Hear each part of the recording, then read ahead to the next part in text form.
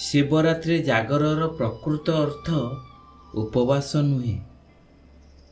କେବଳ ଏହି ଗୋଟିଏ କାମ କରନ୍ତୁ। ଜୀବନରେ ଯାହା ଚାହୁଁଛନ୍ତି ତା ପାଇବେ ନିଶ୍ଚୟ। ଯଦି ଆପଣ ନିଜ ମନରେ ଶିବଙ୍କ ପ୍ରତି ଭକ୍ତି ଅଛି ଏବଂ ଜୀବନରେ କିଛି ଶିଖିବାକୁ ଚାହୁଁଛନ୍ତି, ତେବେ ଏହି ଭିଡ଼ିଓଟିକୁ ଶେଷ ପର୍ଯ୍ୟନ୍ତ ନିଶ୍ଚୟ ଦେଖନ୍ତୁ। ଭଲ ଲାଗିଲେ ନିଜ ପ୍ରିୟଜନଙ୍କ ସହିତ ନିଶ୍ଚୟ ସେୟାର କରନ୍ତୁ। ତେବେ ଆସନ୍ତୁ ମୋର ଗୁରୁଙ୍କ ନାମ ସ୍ମରଣ କରି ଆରମ୍ଭ କରିବା ଏହି ବିଷୟଟି। ପରମ ପ୍ରେମମୟ ଶ୍ରୀ ଶ୍ରୀ ଠାକୁର ମୋର, ପରମ ଆରାଧ୍ୟା ଜଗଜ୍ଜନନୀ ଶ୍ରୀ ଶ୍ରୀ ବଡ଼ମା ମୋର, ପରମ ପୂଜ୍ୟ ପାଦ ଶ୍ରୀ ଶ୍ରୀ ବଡ଼ଦା ମୋର, ପୂଜ୍ୟ ପାଦ ଆଚାର୍ଯ୍ୟ ଦେବ ମୋର, ସଭିଙ୍କର ଆତୁଳ ଶ୍ରୀଚରଣରେ କୋଟି କୋଟି ଅନନ୍ତ କୋଟି ପ୍ରଣାମ ନିବେଦନ କରେ ଓ ମୋର ଏ ଭିଡ଼ିଓ ଦେଖୁଥିବା ସମସ୍ତ ଇଷ୍ଟପ୍ରାଣ ଗୁରୁଭ୍ରାତା ଭକ୍ତିମୟୀ ମା ମାନଙ୍କୁ ମୋର ଅନ୍ତରରୁ ଶ୍ରଦ୍ଧା ପ୍ରୀତିରେ ଆନନ୍ଦିତ ଜୟଗୁରୁ ଭଲ ପାଇବା ଓ ପ୍ରଣାମ ନିବେଦନ କରେ। ବନ୍ଧୁଗଣ, ଖାଲି ଆଜି ନୁହେଁ, ଆଜିକୁ ପ୍ରତି ଜାଗର ରାତିରେ ପୂର୍ଣ୍ଣ ଉପବାସ ରହିବା, ରାତ୍ରି ଉଜାଗର ରହି ଦୀପ ବସାଇବା ସବୁ କରିଛି, କିନ୍ତୁ ମୋ ଜୀବନ କାହିଁକି ବଦଳୁନି? ଏହା କଡ଼ା କଥା ଲାଗିପାରେ, କିନ୍ତୁ ସତ୍ୟ। ଶିବ ପରମାତ୍ମା ପରମ ବ୍ରହ୍ମ। ମନ୍ତ୍ର ମଧ୍ୟରେ ଶ୍ରେଷ୍ଠ ମହାମୃତ୍ୟୁଞ୍ଜୟ ମନ୍ତ୍ର, ସେମିତି ରାତ୍ରି ମଧ୍ୟରେ ଶ୍ରେଷ୍ଠ ସଦା ଉଜାଗର ରାତ୍ରି ମହାଶିବରାତ୍ରି, ଯାହାକୁ ଆମେ କହୁ ଜାଗର। ଅନ୍ୟ ଦେବତାଙ୍କ ପୂଜା ଦିନରେ ହେଉଥିବା ବେଳେ ଏହି ପର୍ବରେ ଭଗବାନ ଶିବଙ୍କର ପୂଜା ରାତିରେ କାହିଁକି ହୋଇଥାଏ ଜାଣନ୍ତି? ଆଜି ରାତିଟା ସାଧାରଣ ରାତି ନୁହେଁ। ଏହି ରାତିରେ ଆକାଶ ବି ନୀରବ ହୋଇଯାଏ, ବତାସ ବି ଧୀରେ ଧୀରେ ବହେ, ଚନ୍ଦ୍ରମା ବି ଲଜ୍ଜାରେ ମେଘକୁ ଓଢ଼ଣା କରିନିଏ। କାହିଁକି ଜାଣନ୍ତି? କାରଣ ଆଜି ହେଉଛି ମହାଶିବରାତ୍ରି, ଉଜାଗରର ରାତ୍ରି। କିନ୍ତୁ ବନ୍ଧୁଗଣ, ଗୋଟେ ସତ କଥା କୁହନ୍ତୁ, ଆପଣ ଏଇ ଯେଉଁ ଜାଗୁଛନ୍ତି କାହା ପାଇଁ? ଶିବଙ୍କ ପାଇଁ? ନା ମନର ଅଶାନ୍ତି ପାଇଁ? ନା କିଛି ପାଇବାର ଅଭିଳାଷା ନେଇ? ଆଜି ବ୍ରତଧାରୀମାନେ ଉପବାସ ରହନ୍ତି ଓ ସନ୍ଧ୍ୟାରେ ଶିବ ମନ୍ଦିର ଯାଇ ଅଖଣ୍ଡ ଦୀପ ଜାଳି ସାରା ରାତ୍ରି ଉଜାଗର ବିଧି ପାଳନ କରନ୍ତି। ଆଚ୍ଛା, ଏମିତିରେ ବି ଆଜିର ମଣିଷ କିପରି ଚଳୁଛି ଜାଣିଛ ନା? ସବୁ ରାତି ତାର ଜାଗର ପରି ବିତୁଛି। ରାତି ସାରା ତାର ଆଖିରେ ନିଦଟିଏ ନାହିଁ। ନିଦ ଆସିବ ବା କିପରି?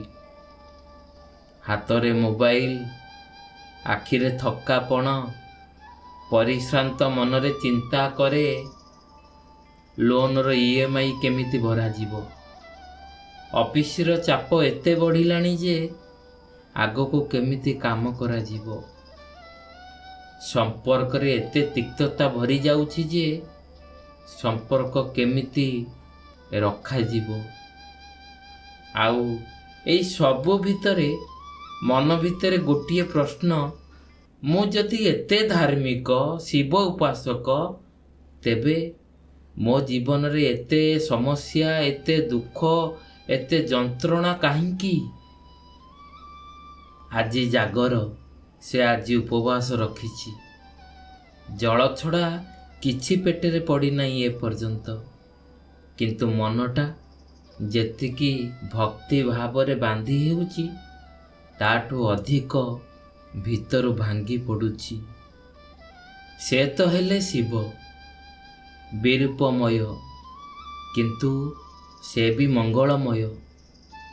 ଗୁରୁଙ୍କ କଥା ଏଇଠି ମନେ ପଡ଼ିଯାଏ, ପରସ୍ପର ବିରୁଦ୍ଧ ଧର୍ମାଶ୍ରୟତଂ ହିଁ ଭଗବତଂ, ଧର୍ମାଶ୍ରୟତଂ ହିଁ ଭଗବତଂ ଶିବ ମାନେ କିଏ?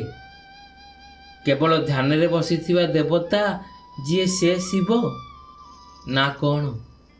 ଶିବ ମାନେ ମହାକାଳ, ମହାବିନାଶକ।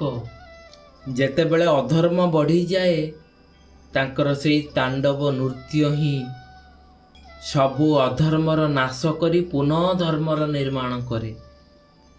ଜୀବନ ମୃତ୍ୟୁକୁ ଧରି ରଖିଥିବା ସେଇ ଶିବ ଶକ୍ତି, ପାପ ପୁଣ୍ୟକୁ ସମନ୍ୱୟ କରି ରଖିଥିବା ସେଇ ତାଙ୍କରି ଚେତନା, ଭଲ ମନ୍ଦକୁ ମଙ୍ଗଳରେ ପରିଣତ କରୁଥିବା ସେହି ପ୍ରିୟ ପୁରୁଷ।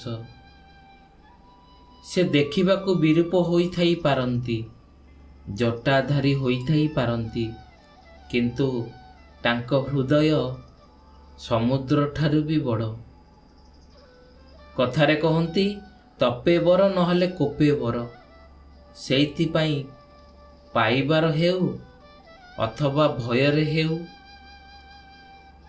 ବ୍ରତାଚାରୀମାନେ ଉକ୍ତ ଦିନରେ ଉପବାସ ରହନ୍ତି ଆଉ ସନ୍ଧ୍ୟାରେ ଶିବ ମନ୍ଦିର ଯାଇ ଅଖଣ୍ଡ ଦୀପ ଜାଳି ଉଜାଗର ରହନ୍ତି। ସେଇ ରାତ୍ରିର 4 ପ୍ରହରରେ ଦୀପ ଜାଳିବା ସହିତ ଶିବଙ୍କର ପୂଜା ସହିତ ନାମ ଜପ କରିବାର ବି ବିଧି ରହିଛି। ଆହୁରି ଗୋଟିଏ ଅତି ଜରୁରୀ ଜାଣିବାର କଥା ହେଉଛି, ପୁରାଣ କହେ, ମନେ ରଖିବାର କଥା ହେଲା, ଯେଉଁମାନେ ଗୁରୁ ଗ୍ରହଣ କରିଥିବେ ସେମାନେ ଗୁରୁ ପ୍ରଦତ୍ତ ସତନାମ ଜପର ବିଧି ରହିଛି। ଆଉ ଯେଉଁମାନେ ଗୁରୁ ଗ୍ରହଣ କରିନଥିବେ ସେ ଶିବଙ୍କର ଅଷ୍ଟନାମ ଯଥା ଭବ, ସର୍ବ, ରୁଦ୍ର, ପଶୁପତି, ଉଗ୍ର, ମହାନ, ଭୀମ, ଈଶାନ ମଧ୍ୟରୁ ଯେକୌଣସି ନାମ କିମ୍ବା ଓಂ ନମଃ ଶିବାୟ ପଞ୍ଚାକ୍ଷର ମନ୍ତ୍ର ଜପ କରିପାରନ୍ତି। ଆମେମାନେ ସମସ୍ତେ ଜାଣିଛେ ଗୁରୁ ହିଁ ତ ବ୍ରହ୍ମା, ଗୁରୁ ହିଁ ତ ବିଷ୍ଣୁ, ଗୁରୁ ହିଁ ତ ଶିବ। ସେ ତ ସାକ୍ଷାତ ପରମ ବ୍ରହ୍ମଙ୍କ ସହ ସମାନ ବୋଲି କୁହାଯାଇଛି। ତାଙ୍କରି ଅମୀୟ ଆଶିଷେ ସମଗ୍ର ଭୂମଣ୍ଡଳର ମଙ୍ଗଳ ନିହିତ ଅଛି। ମନେ ପଡ଼ିଯାଏ ତାଙ୍କ ପାଖେ ରୁଦ୍ରଭାବ ଥିଲେ ବି ସେ ମଙ୍ଗଳର ଲକ୍ଷ୍ୟ। ସେ ହିଁ ଶିବ। ଦେବଦେବ ମହାଦେବଙ୍କ ଦ୍ୱାରା ଏଇ ଦିନ ସଂସାର ପ୍ରକଟ ହୋଇଥିଲା। ଦେବଦେବ ମହାଦେବଙ୍କ ଦ୍ୱାରା ଏହି ଦିନ ସଂସାର ପ୍ରକଟ ହୋଇଥିଲା ବୋଲି କେତେକ ଲୋକ ବିଶ୍ୱାସ କରିଥାନ୍ତି। ପୁରାଣର ଅନ୍ୟ ଏକ ଆଖ୍ୟାନ ଅନୁସାରେ ଦେବ ଓ ଅସୁରମାନଙ୍କ ଦ୍ୱାରା ସମୁଦ୍ର ମନ୍ଥନ ସମୟରେ ସେଥିରୁ ବାହାରିଥିବା ସମସ୍ତ ବିଷକୁ ଶିବ ପାନ କରି ଏହି ଧରାଧାମକୁ ଏକ ଆସନ୍ନ ବିପଦରୁ ଉଦ୍ଧାର କରିଥିଲେ। ଏହି ବିଷକୁ ପାନ କରିବା ପରେ ବିଷର ଜ୍ୱାଳାରେ ସେ ମୂର୍ଚ୍ଛା ହୋଇ ପଡ଼ିଥିଲେ। ତାଙ୍କର ସଂଜ୍ଞା ନ ଫେରିବା ପର୍ଯ୍ୟନ୍ତ ଦେବଗଣ ଓ ଶୈବବୃନ୍ଦ ଅଖଣ୍ଡ ପ୍ରଦୀପ ଜାଳି ଏହି ଦିନ ଉଜାଗରରେ ବସିଥିଲେ। ସେହି ଦିନରୁ ମନେ ପକାଇ ଶ୍ରଦ୍ଧାଳୁମାନେ ମହାଶିବରାତ୍ରି ପାଳନ କରିଥାନ୍ତି। ଫାଲ୍ଗୁନ କୃଷ୍ଣ ଚତୁର୍ଦ୍ଦଶୀ ଦିନ ଶିବଲିଙ୍ଗ ଭାବରେ ଆବିର୍ଭୂତ ହୋଇଥିବାରୁ ପ୍ରତିବର୍ଷ ଏହି ଦିନକୁ ଶିବରାତ୍ରି ଭାବରେ ପାଳନ କରାଯାଏ। ଶ୍ରୀ ଶ୍ରୀ ଠାକୁର ଅନୁକୂଳ ଚନ୍ଦ୍ର ବି ଏକଥା ହସି ହସି ସେଦିନ କହିଥିଲେ, ମୋ ବାପାଙ୍କ ନାମ ଶିବ ଚକ୍ରବର୍ତ୍ତୀ, ତୁ ପୁଣି କୋଉ ଶିବରାତ୍ରି କରିବୁ? ଏହା ମଜା ଲାଗିପାରେ ବନ୍ଧୁଗଣ, କିନ୍ତୁ ଭିତରେ ଗଭୀର ସତ୍ୟ ଲୁଚି ରହିଛି। ଭଗବାନ ପଥର ନୁହନ୍ତି, ସେଇ ଭାବନା ହେଉଛି ଆମର ଆସକ୍ତି। ସେଇଟା ଉପବାସ ନୁହେଁ, ବରଂ ଆମର ଆସକ୍ତିକୁ ଉପବାସ ଦିଅ। ସେଇଟା ହେଉଛି ଶିବରାତ୍ରିର ମୂଳ ତପସ୍ୟା। ଆଧୁନିକ ମଣିଷର ମୂଳ ରୋଗ। ଆମେ ସମସ୍ତେ ଅଭାବରେ ଚଳୁଛୁ, କେହି ଟଙ୍କାରେ ତ, କେହି ସମ୍ମାନରେ, ଆଉ କେହି ପ୍ରେମରେ। କିନ୍ତୁ ଅଭାବର ଲକ୍ଷଣ କ'ଣ? ଚାହିଦା। ଯାହା ନାହିଁ ସେଇଟାକୁ ଚାହିଁବା, ଗୋଟାଏ ଚାହିଁବାକୁ ଯାଇ 10ଟା ଚାହିଁବା, ଯାହା ମିଳିଗଲା ସେଇଟାରେ ସନ୍ତୁଷ୍ଟ ନ ହେବା। କହିବାକୁ ମନେକରେ ପରଶମଣିର କାହାଣୀ ବି ଆପଣମାନେ ଶୁଣିଥିବେ। ମନକୁ ହଲାଇ ଦେବା ଭଳି ସତ୍ୟଟିଏ। ଗୋଟିଏ ଗରିବ ବ୍ରାହ୍ମଣ ଥିଲେ, ଶିବଙ୍କ ଅନନ୍ୟ ଭକ୍ତ। ଦିନ ରାତି ପୂଜାରେ ବ୍ୟସ୍ତ, କିନ୍ତୁ ଘରେ ଖାଇବାକୁ ଅନ୍ନ ମୁଠାଏ ନାହିଁ। ଦିନେ ଶିବ ସ୍ୱପ୍ନରେ ଦର୍ଶନ ଦେଲେ, କହିଲେ, ତୁମେ ଏଇ ନଦୀ ତୀରକୁ ଯାଅ, ଜଣେ ସାଧୁଙ୍କୁ ଭେଟ ହେବ। ସେ ସାଧୁ ହେଲେ ସନାତନ ଗୋସ୍ୱାମୀ। ତାଙ୍କୁ ଯାଇ ପ୍ରଣାମ କରନ୍ତେ। ସାଧୁ କହିଲେ, ହଉ, ଆଜିଠୁ ତୁମର ଆଉ ଅଭାବ ରହିବ ନାହିଁ। ନିଅ ଏଇ ପରଶମଣି ନେଇଯାଅ। କିନ୍ତୁ ବ୍ରାହ୍ମଣ ମନେ ମନେ ଭାବିଲେ, ଯିଏ ପରଶମଣିକୁ ତୁଚ୍ଛ ଭାବି ଅନ୍ୟକୁ ଦାନ କରି ଦେଉଛି, ଅବଶ୍ୟ ତାଙ୍କ ନିକଟରେ ନିଶ୍ଚୟ ତାଠାରୁ ବଡ଼ ଧନ କିଛି ଅଛି। ଭକ୍ତି ସ୍ୱରରେ ସେ ମାଗିଲା, ମୋତେ ସେଇ ଧନ ଦିଅ। ହଁ ବନ୍ଧୁଗଣ, ସେଇ ଧନ କ'ଣ? ସିଏ ହେଉଛି ଗୁରୁଙ୍କ ପ୍ରଦତ୍ତ ସତନାମ, ଯାହାର ଚିନ୍ତନ, ଯାହାର ସ୍ମରଣ, ଯାହାର ଉଚ୍ଚାରଣ ମାତ୍ରେ ମଣିଷ ସମସ୍ତ ଆସକ୍ତିରୁ ମୁକ୍ତି ପାଏ। ଶିବରାତ୍ରି ଜାଗରର ପ୍ରକୃତ ଅର୍ଥ ହେଉଛି ରାତ୍ରି ଜାଗିବା ନୁହେଁ, ଅଜ୍ଞାନରୁ ଜାଗ୍ରତ ହେବା, ଅନ୍ଧକାର ଭିତରେ ଆଲୋକର ପ୍ରବେଶ କରାଇବା। ତାହେଲେ ଯାଇ ହୃଦୟ ମଧ୍ୟରେ ସେଇ ଇଷ୍ଟ ଦେବଙ୍କୁ ଦେଖିବା, ହୃଦୟ ଖୋଲି ଶିବଙ୍କୁ ଦେଖିବା। ଠାକୁରଙ୍କ ଭାବାଦର୍ଶ କହେ, ମଣିଷ ଯେତେବେଳେ ଶ୍ରେୟଙ୍କୁ ଜାବୁଡ଼ି ଧରେ, ଯେତେ ଗଭୀର ଭାବେ ତାଙ୍କୁ ଆଙ୍କଡ଼ି ଧରେ, ସେତେବେଳେ ଚାରି ଦିଗରୁ ସମସ୍ତ ଐଶ୍ୱର୍ଯ୍ୟ ଛୁଟି ଆସିଥାଏ। ହଁ ବନ୍ଧୁଗଣ, ଶେଷରେ ଏତିକି କହିବି, ଏହି ଗୋଟିଏ କାମ କରନ୍ତୁ।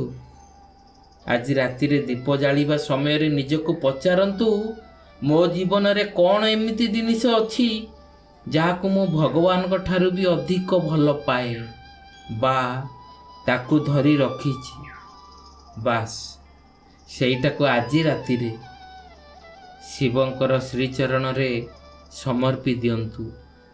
ଏଇଟା ହିଁ ହେବ ମହାଶିବରାତ୍ରି ଜାଗରର ପ୍ରକୃତ ଅର୍ଥ ବନ୍ଧୁଗଣ, ଯାହା ସତ୍ୟ ମହାଶିବରାତ୍ରି ଜାଗର। ହଁ ବନ୍ଧୁଗଣ, ଥରେ କରିକିରି ଦେଖନ୍ତୁ ନା। ତେବେ ବନ୍ଧୁଗଣ, ଆଜିର ଏହି ସୁନ୍ଦର ବିଷୟବସ୍ତୁଟି ଆପଣମାନଙ୍କୁ କେମିତି ଲାଗିଲା ଆମକୁ କମେଣ୍ଟ ସେକ୍ସନରେ ଜୟଗୁରୁ ଲେଖି ନିଶ୍ଚୟ ଜଣେଇବେ। ମନେ ରଖିବେ, ସବୁଦିନ ସକାଳେ ସମୟ 7ଟା ପରମ ଦୟାଳ ଶ୍ରୀ ଶ୍ରୀ ଠାକୁରଙ୍କର ପ୍ରତ୍ୟେକଟି ଭାବବାଣୀ, ପ୍ରତ୍ୟେକଟି ଆଶ୍ରୀବାଣୀ ଆମେ ଅତି ସହଜ ସରଳ ଭାବରେ ବୁଝିବାକୁ ଚେଷ୍ଟା କରୁଛୁ। ଆପଣମାନେ ବି ସହଯୋଗ ଦିଅନ୍ତୁ। ଆଉ ସବୁଦିନ ସନ୍ଧ୍ୟା 6:45 ସମୟରେ ପରମ ଦୟାଳଙ୍କର ସେଇ ଅମୂଲ୍ୟ କଥାବଚନ, ତାଙ୍କର ସେଇ ଅଲୌକିକ ଲୀଳା, ଯାହା ଶୁଣିବା ମାତ୍ରେ ଆମର ହୃଦୟ ପବିତ୍ର ହୋଇଯାଏ, ତାର ବି ସୁଯୋଗ ପାଇବାକୁ ଆମ ସହିତ ଯୋଡ଼ି ହୋଇ ରୁହନ୍ତୁ। ରହୁଛୁ ସେ ପର୍ଯ୍ୟନ୍ତ। ଜୟ ଗୁରୁ, ବନ୍ଦେ ପୁରୁଷୋତ୍ତମ।